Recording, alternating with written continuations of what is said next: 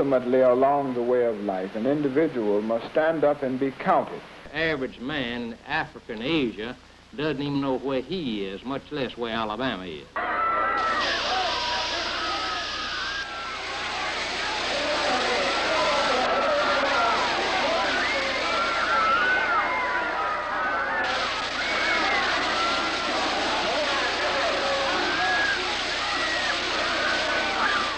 We had over 1,200 male juveniles, black, on top of our regular complement of probably near 1,000. At the same time, I had 600 female juveniles in the 4-H dormitory. So we are within our rights and with justice, with justification, when we express doubt concerning the ability of the white man to solve our problem, and also when we express doubt concerning his integrity, concerning his sincerity.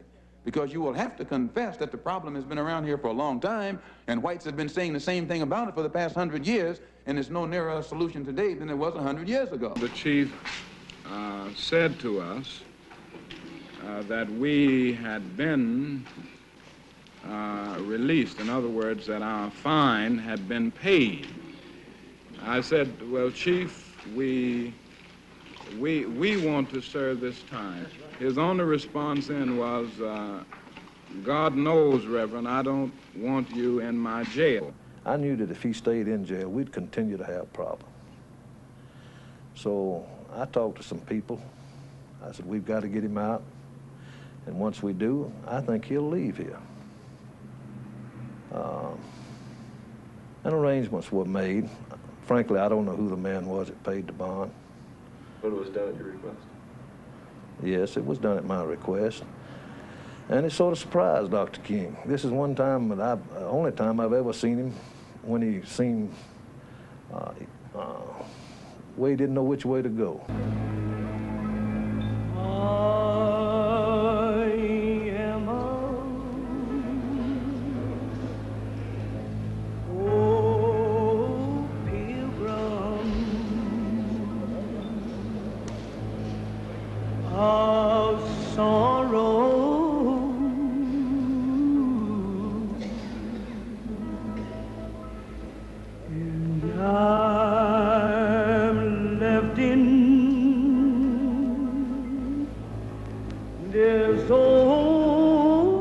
How do you folks feel now that it's all over? Roy, how about you? I'm just glad it's over with. J.W.? I am too. Mrs. Bryant, Feel fine. how about you, Mrs. Milam? Did you expect this verdict? Well, I was hoping for it.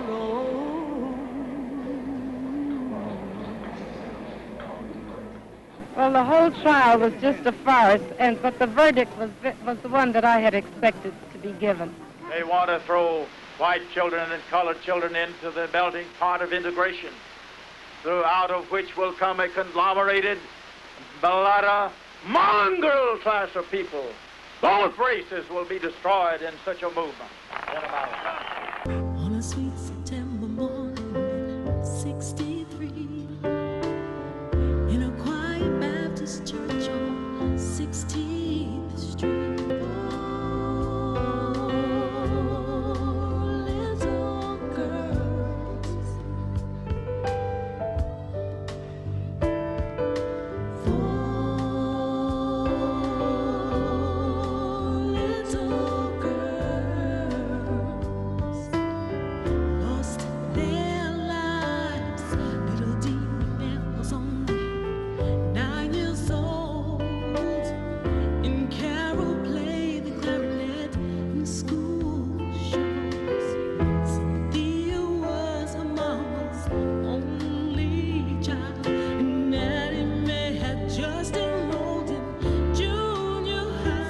Come to see that the end we see is a society at peace with itself, a society that can live with its conscience. And that will be a day not of the white man, not of the black man. That will be the day of man as man.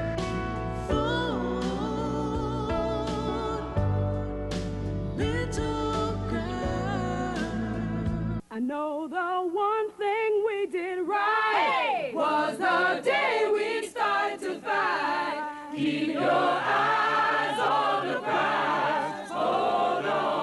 I know the one thing we did right was the day we started to fight.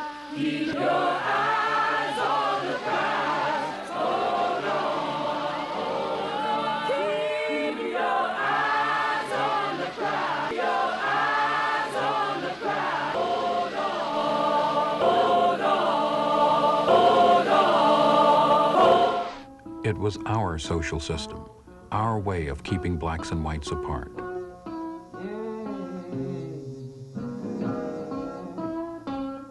By custom and by law, most blacks were servants, laborers, tenant farmers, went to separate poorer schools, lived in separate poorer housing. Segregation was the context for black lives throughout the country, but especially in the South, a complete environment, socially and psychologically.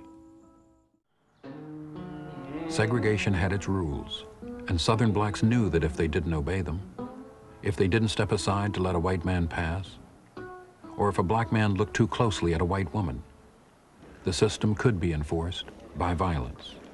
Groups like the Ku Klux Klan used terrorism to uphold white supremacy and were an ever-present symbol of intimidation.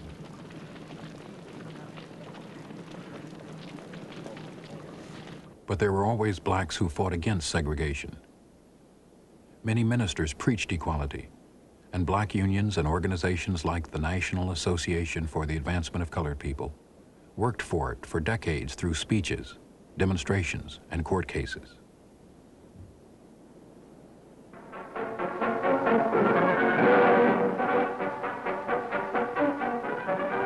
All-American News brings you our people's contribution to America and freedom. World War II had an enormous impact on black hopes for change. Black Americans fought and died in a segregated U.S. Army, but they saw a larger, unsegregated world. They saw their own power as they fought, and as some were trained as officers and specialists. And they came back with a new sense of themselves. I spent 3 years overseas in New Guinea, and I became an officer during that period. I had been eager to exercise authority. So when we got out, it was just one more step to say, well, look, we aren't going to take this anymore.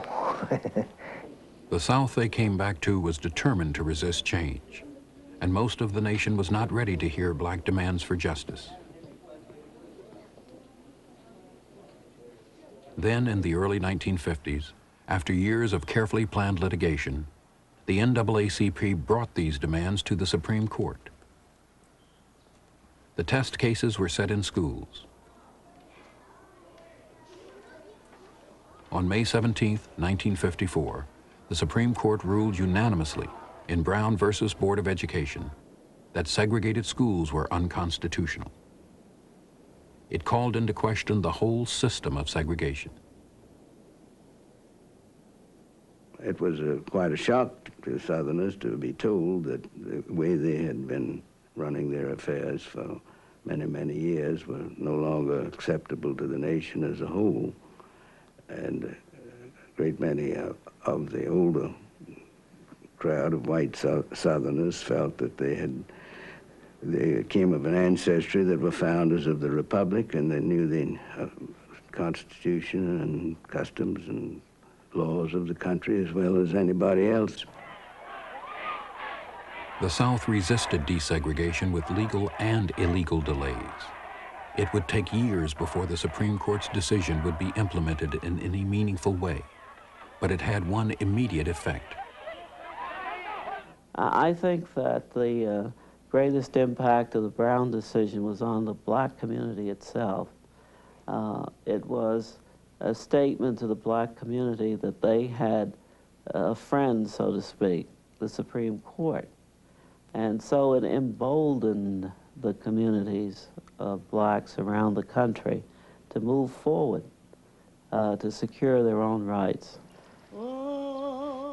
The change began slowly, especially in rural areas. Blacks knew they could still lose their livelihood or their lives if they pushed whites too fast. But step by step, the change began, first with small acts of personal courage.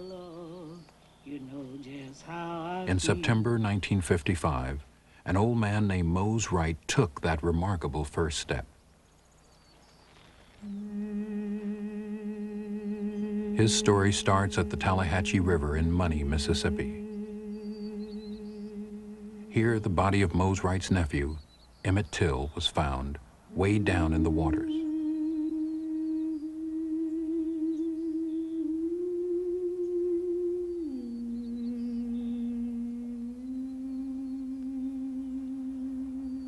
Two local men were arrested and charged with the murder.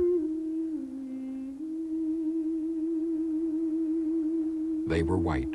Emmett Till was black.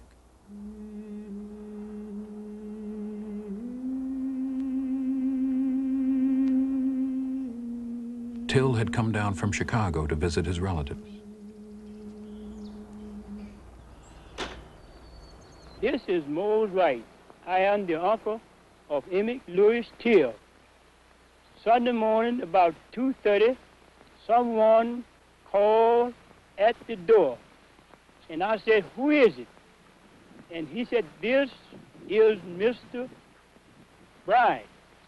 I want to talk with you and the boy." And when I opened the door, there was a man standing with a pistol in one hand and a flashlight in the other hand. And he asked me, did I have two boys there from Chicago? I told him I have. And he said, I want the boy that done all that talk. And they marched him to the car, and they asked someone there, this is the right boy? And the answer was, he is. And they drove toward Money. And I found out about it 9:30 Sunday morning. I was in bed. I got up, called my mother when I got the news, because I had every decision I had ever made or every crack that I had ever been in, it took her to get me out of it. And I took that one to Mama, too, because I didn't know what to do. Mother told me to come right over, and she would start making calls. And I got over there as quickly as I could make it. And that wasn't very long. By this time, everyone in Money knew what had happened. Emmett Till had broken one of segregation's rules. He talked fresh to a white woman in a store.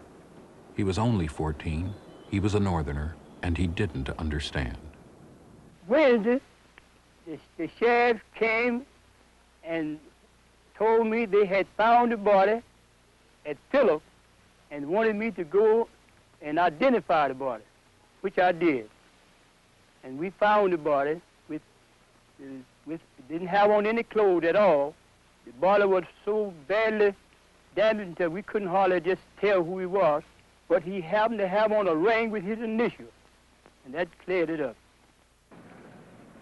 The body was shipped home, back north to Chicago, where Mamie Till Bradley insisted on an open casket funeral. So all the world can see, she said, what they did to my boy.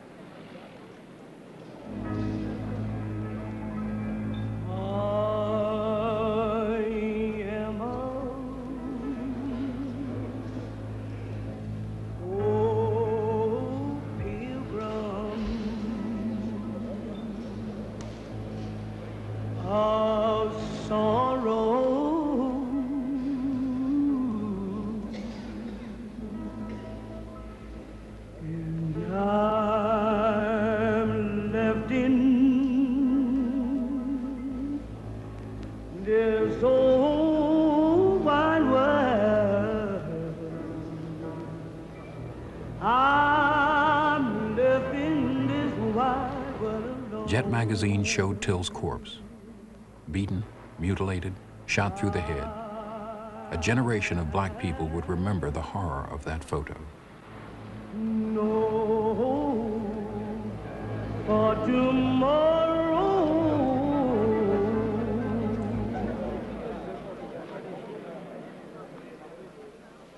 I believe that the whole United States is mourning with me. And if the death of my son can mean something to the other unfortunate people all over the world, then for him to have died a hero would mean more to me than for him just to have died. Roy Bryant, husband of the woman in the store, and J.W. Milam, her brother-in-law, were arrested for the murder of Emmett Till. The trial was held in nearby Sumner, Mississippi.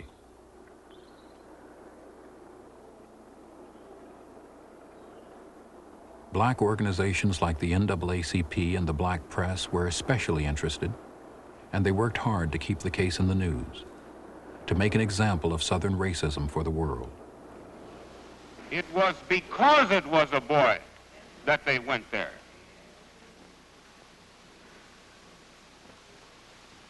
They had to prove that they were superior.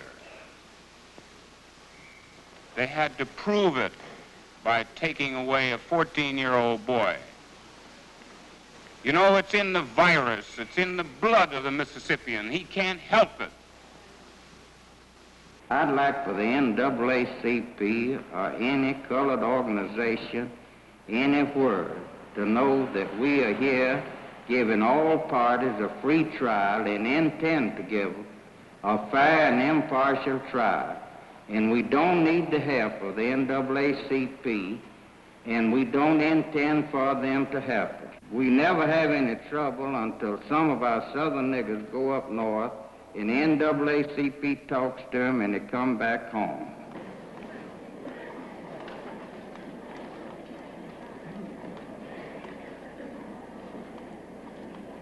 I had covered the courts in many areas of this country, but the Till case was unbelievable. I mean, I just didn't get the sense of being in a courtroom. It was, first place, segregated. The black press sat at a bridge table far off from the court, and the boy's mother came down. They sat her there at the bridge table with us. Plus, the United States Congressman, at that time, Diggs, he came down, and I was the one that got him in because the sheriff wouldn't let him in. He said to the deputy that he called over, he said, "This nigga here said there's a nigga outside who says that he's a congressman and he has corresponded with the judge, and the judge had told him to come on down and he would let him in." He said, but the sheriff won't let him in, so he's sending his card up there. So this guy said, "A nigger congressman?" And he says, "That's what this nigga said." So I said, my God, I have never seen anything like this in my life. There was, of course, a lot of buzzing when I entered the place and was placed in that area, and I think the judge said something about, yeah, have that boy come on up here and sit down over here with these news reporters, you know. What do you intend to do here today? To answer any questions that the attorneys might ask me to answer, to the best. How do you think you could possibly be a help to them? I don't know. I mean, just by answering whatever questions that they ask me. I see. Do you have any evidence bearing on this case? I do know that this is my son. The defense argued that the body found tied to the cotton gin fan in the river was so disfigured that it could not be identified as Emmett Till. The trial took 5 long, hot days. Because of threats to his life, the prosecution's star witness, Mose Wright, was kept hidden out of state.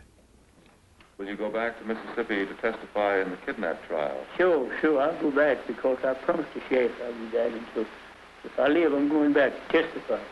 And after the trial, well, I'm through with Mississippi forever and ever. Didn't have my part in Mississippi. I'm through with it. I don't want nothing else happen. Dar he, there he is. Other black witnesses came forward too.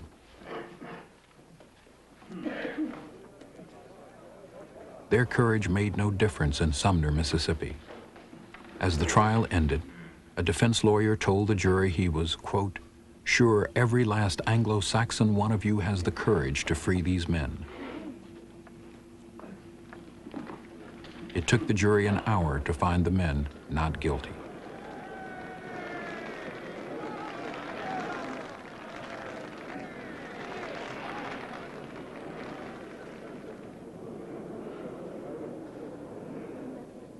How do you folks feel now that it's all over? Roy, how about you?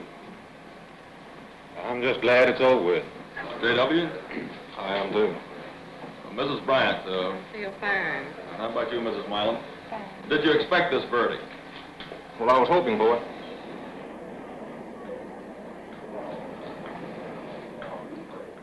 Well, the whole trial was just a farce, but the verdict was the one that I had expected to be given.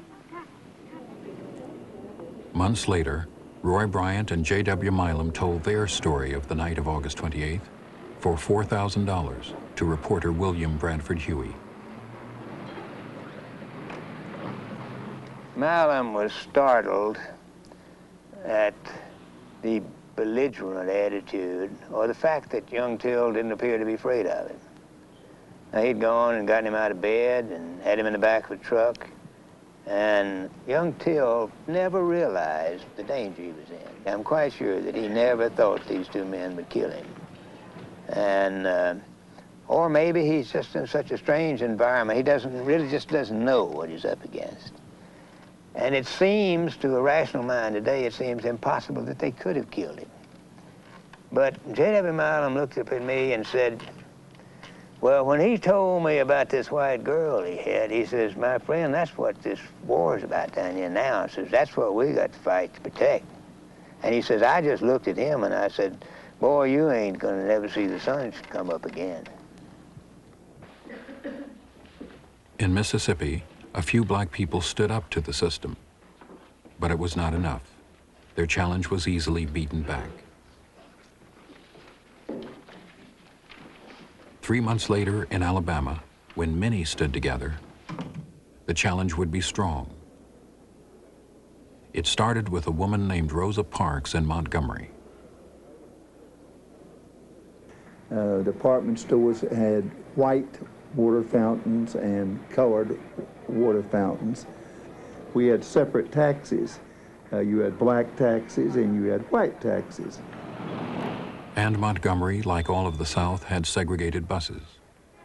In interstate buses like this one, and in city buses, the whites sat in the front, the blacks in back. If more whites got on, the blacks had to give them the middle and back seats too.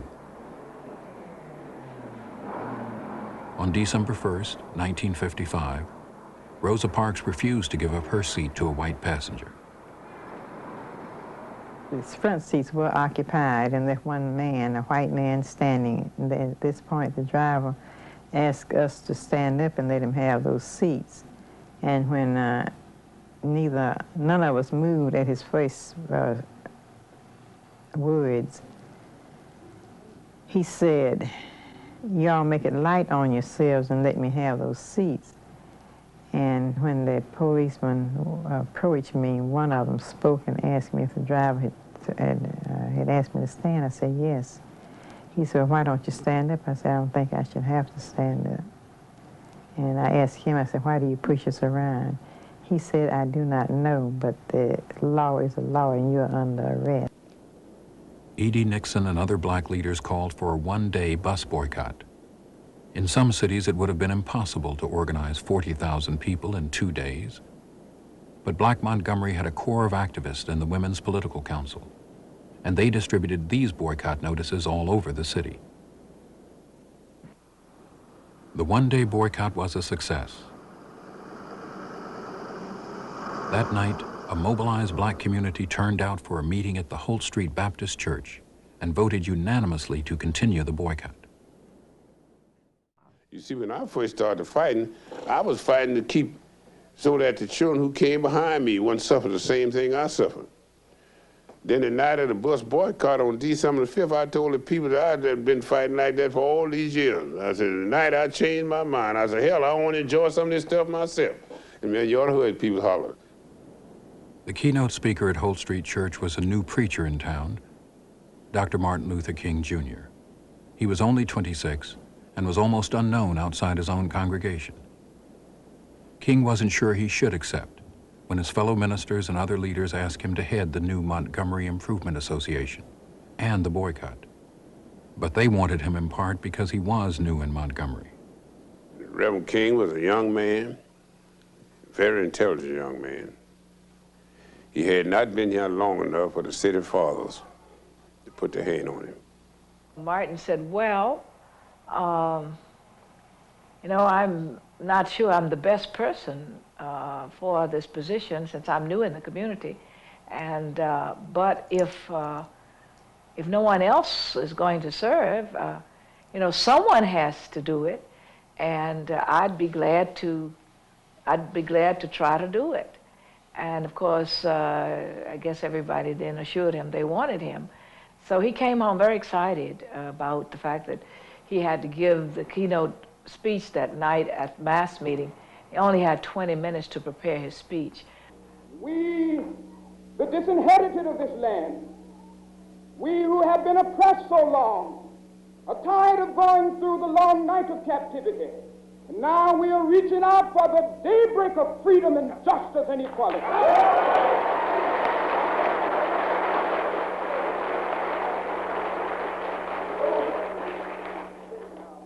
The only weapon that we have in our hands this evening is the weapon of protest. That's all. And certainly this is the glory of America with all of its faults. And we are not wrong. We are not wrong in what we are doing.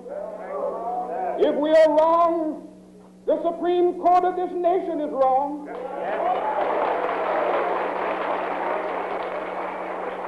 If we are wrong, the Constitution of the United States is wrong. If we are wrong, God Almighty is wrong. We have never seen a crowd like that before. It took 15 minutes before the people would sit down and become quiet.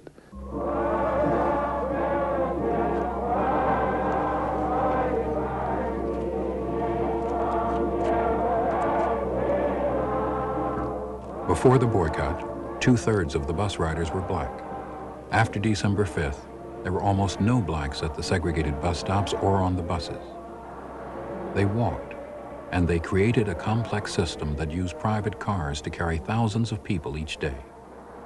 We asked for persons who had cars and would voluntarily put them in the transportation pool to let us know and what time they could be used. And in that way, we could know when we would have cars and where they had to go to pick up people.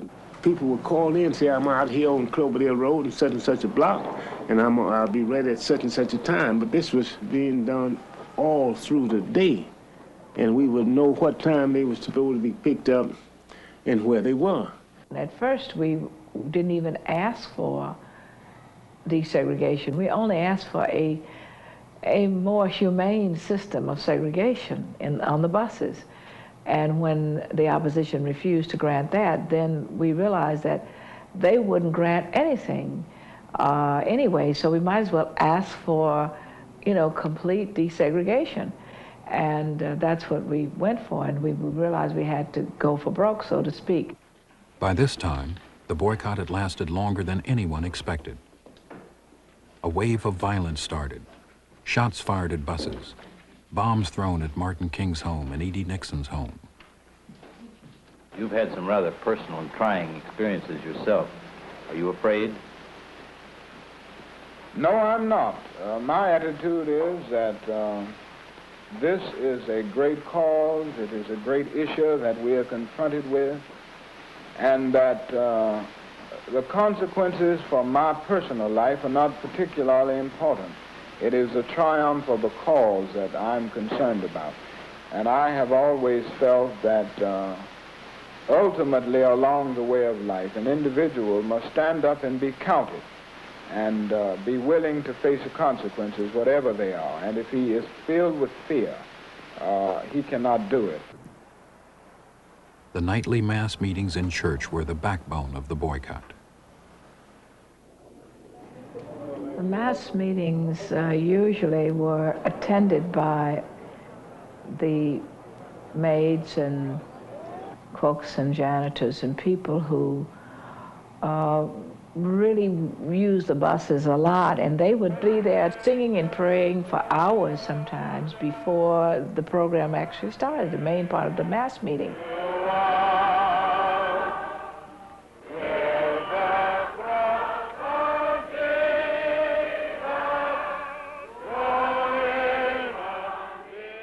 Go a little further than that and tell you that truly this show is the show of all freedom-loving people all over the world. Let me urge you to be sane and rational.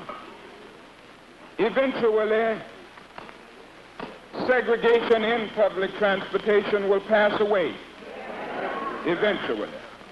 And I think we should start now preparing for the inevitable. And let us, when that moment comes, go into the situations that we confront with a great deal of dignity, sanity, and reasonableness. You are not going to permit the NAACP to control your state. As the boycott entered its second month, the white community's position hardened. There were whites who were sympathetic to the boycott, but many more were not.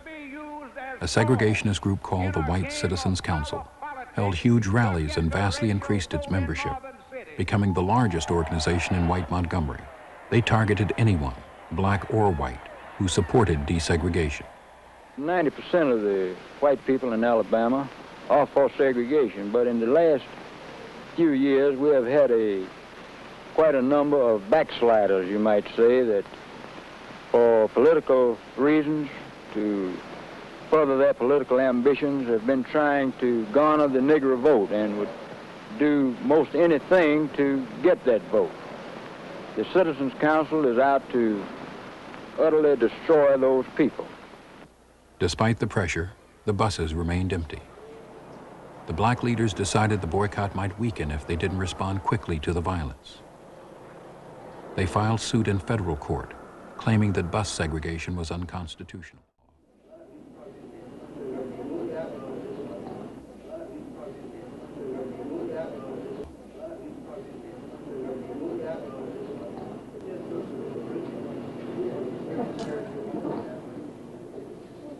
We still feel that we are right and that we stand within our constitutional rights in the protest. And we still advocate nonviolence, passive resistance, and still determined to use the weapon of love. Jesus is with me. Oh, yeah. Armed with the weapon of nonviolent resistance, Montgomery's blacks kept walking, month after month after month. When I need love, and I've gone to my extreme, all my work and baby seem, then the Jesus stab. The mayor of the town issued an order saying if the white women would just stop carrying their maids back and forth, that the boycott would be ended. And so, I don't say all of them, but some of them replied and said, well, if he wants to come out and do my cooking and laundry and nurse the children and clean up, he can. So the white women went and got him in the car. They said they did it because the bus had broken down. Any excuse you could possibly think of. April 1956. The boycott was 4 months old. In other states, lawsuits and black pressure were breaking down bus segregation, but not in Alabama.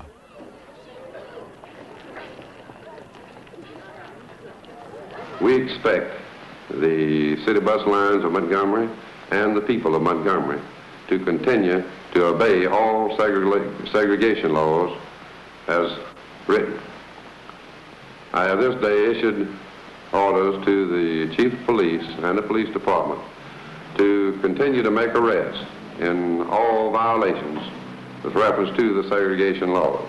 Several southern cities, including Richmond, Virginia, Little Rock, Arkansas, Dallas, Texas, and others have ended segregation on city buses, and white and Negro passengers rode together on front seats without incident, mishaps, or disturbances. The public officials of the city of Montgomery and the state of Alabama intend to obey the segregation laws of the city of Montgomery, and we, the Negro citizens of Montgomery, Alabama, do now and will continue to carry on our mass protest.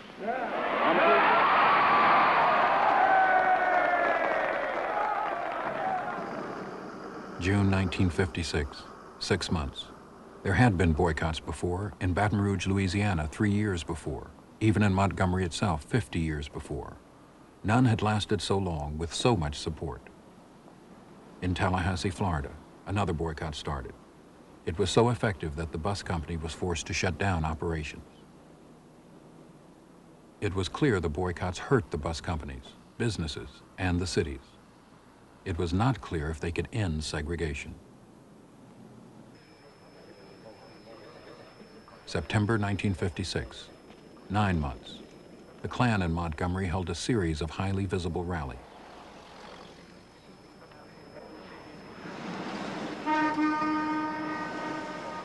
They want to throw white children and colored children into the melting pot of integration, out of which will come a conglomerated, mulatto, mongrel class of people.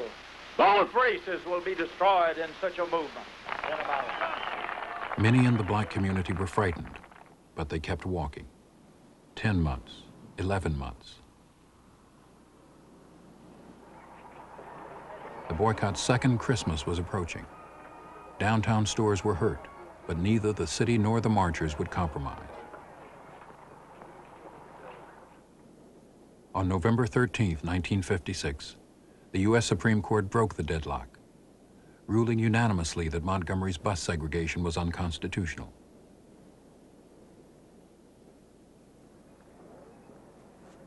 That day, the Ku Klux Klan rode and walked the black neighborhoods again. This time, the blacks just watched, unmoved and unafraid.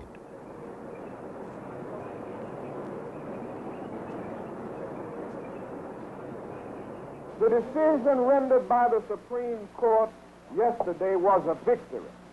Yeah. But it wasn't a victory for colored folks. Don't make that victory that small. It wasn't a victory for 50,000 Negroes of Montgomery. It wasn't merely a victory for 16 million Negroes of America. That was a victory for justice and goodwill. Now, what will be our mode of action in the light of this decision? After thinking through this question very seriously, the Executive Board of the Montgomery Improvement Association recommends that the 11-month-old protest against the city buses will be called off, and that the Negro citizens of Montgomery, Alabama will return to the buses on a non-segregated basis.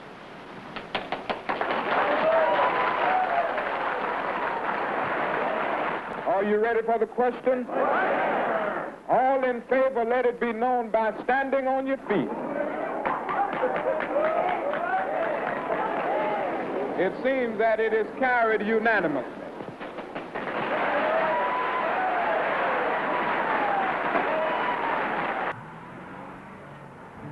Oh, what a beautiful city. Oh, what a beautiful city. Oh, what a beautiful city. Birmingham, Alabama. a city that had attracted national attention for its strict segregation and racial hatred. A city that some call Birmingham because of the many bomb attacks against blacks. Jesus, hold my hand. For years, Reverend Fred Shuttlesworth and others had fought the segregated system. In 1956, Shuttlesworth demanded the desegregation of city buses. Many of his friends tried to talk him out of it. His house and church were bombed as he slept. It blew the floor out from under my bed, space of, I guess, 15 feet. The springs that I was lying on, we never found them. 1957, Shuttlesworth was attacked again as he tried to enroll his children in an all-white school.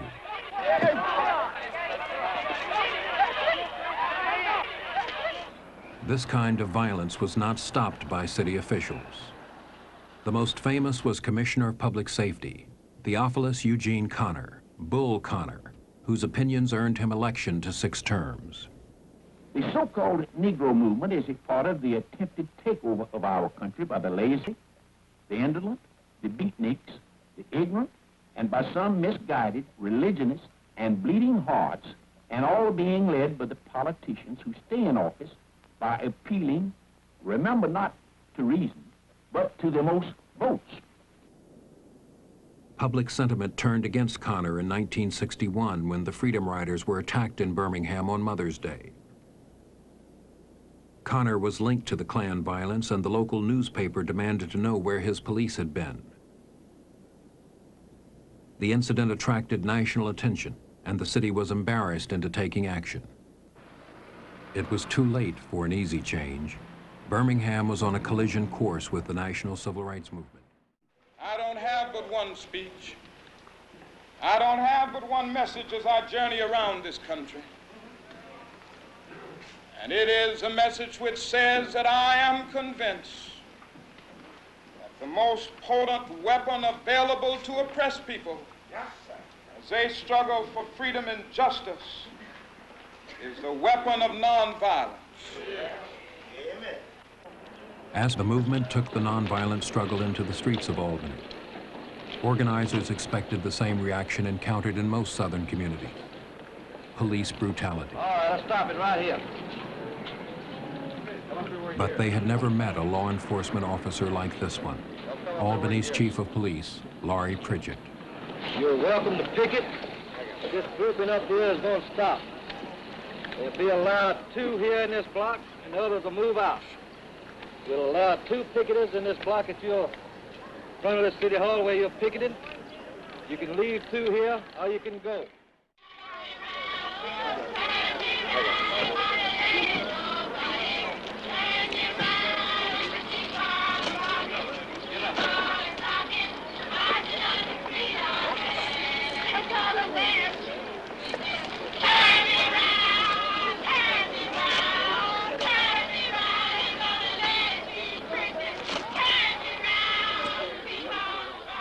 Pritchett made sure his jails wouldn't fill up.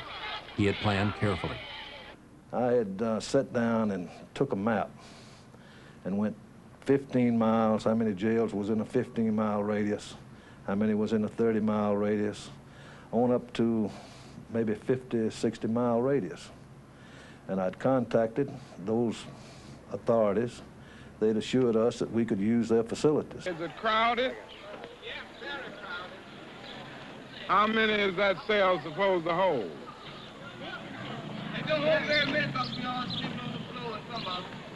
Is that so? It's built to hold 10, and there are 69 in there. Uh-huh. Because Chief Pritchett sent prisoners into these jails, some questioned how nonviolent he really was. I think the Yap description was slick. He did have enough intelligence to read Dr. King's book, and he culled from that a way to avoid the confrontation and inducing the great ferment in the national community by being non-brutal rather than being non-violent. I remember a statement that Chief Pritchett made to me one time when he says, you know, Sherrod, it's just a matter of mind over matter. I don't mind, and you don't matter.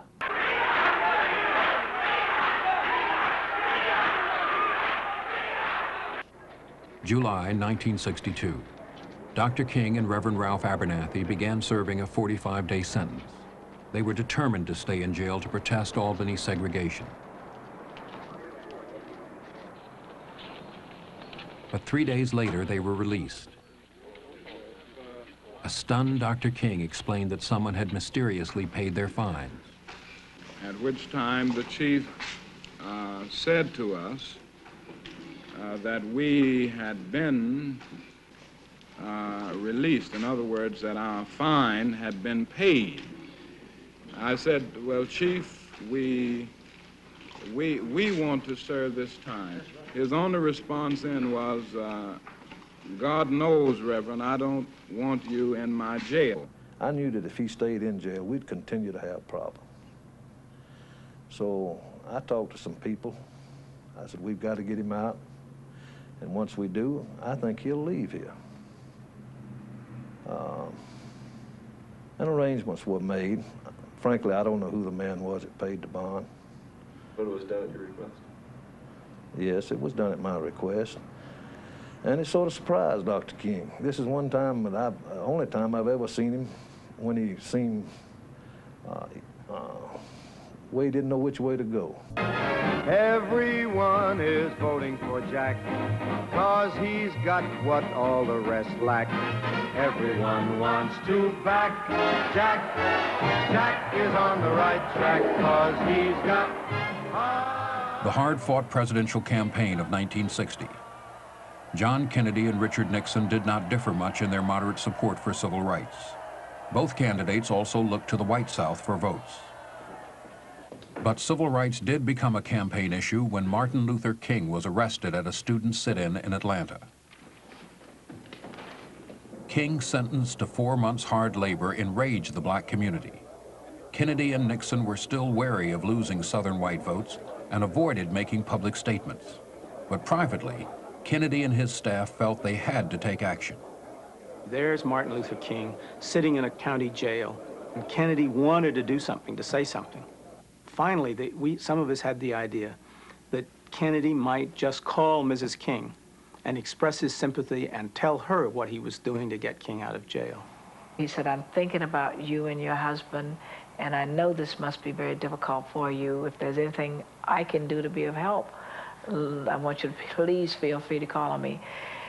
And I didn't quite know what to say except to thank him and say, well, I really appreciate this. And if there is anything that you can do, I would deeply appreciate it. And then that very night, Robert Kennedy called the judge in Georgia and called him to get that judge to get King out of jail. The Kennedy phone calls proved to be a smart political move. The next day, King was released on bail. On the Sunday before Election Day, black ministers around the country endorsed Kennedy from their pulpits. It was to be one of the closest elections in American history, with John Kennedy winning by less than 2/3 of 1% of the popular vote.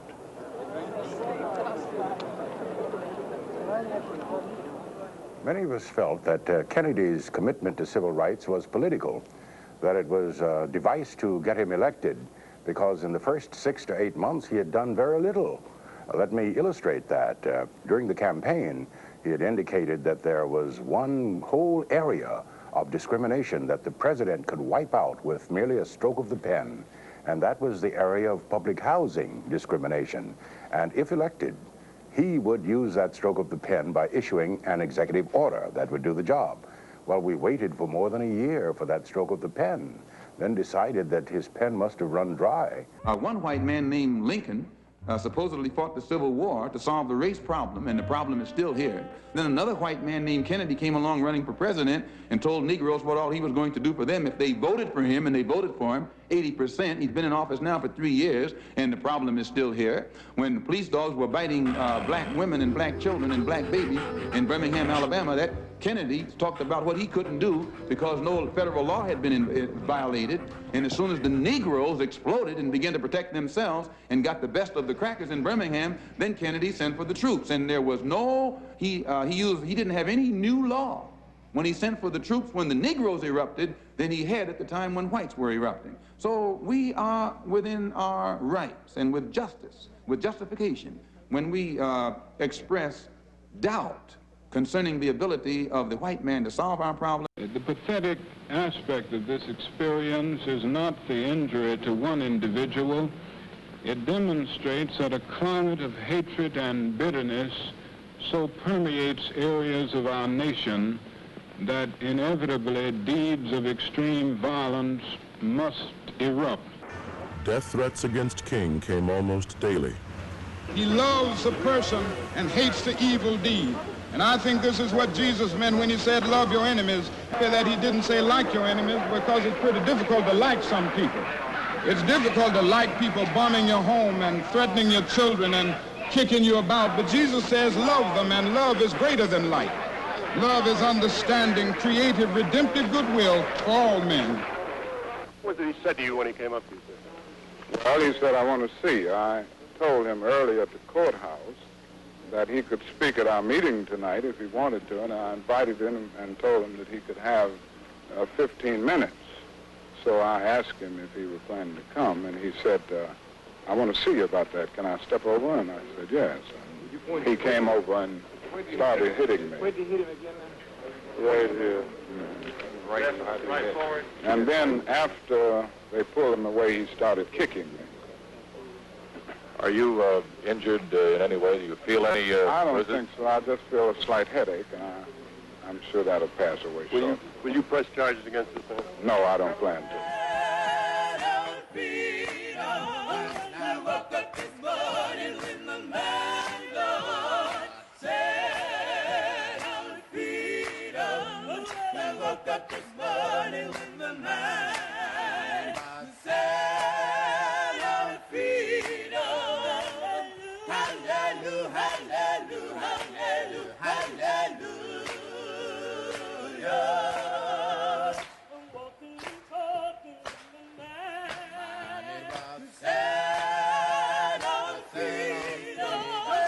Walking and talking with my mind.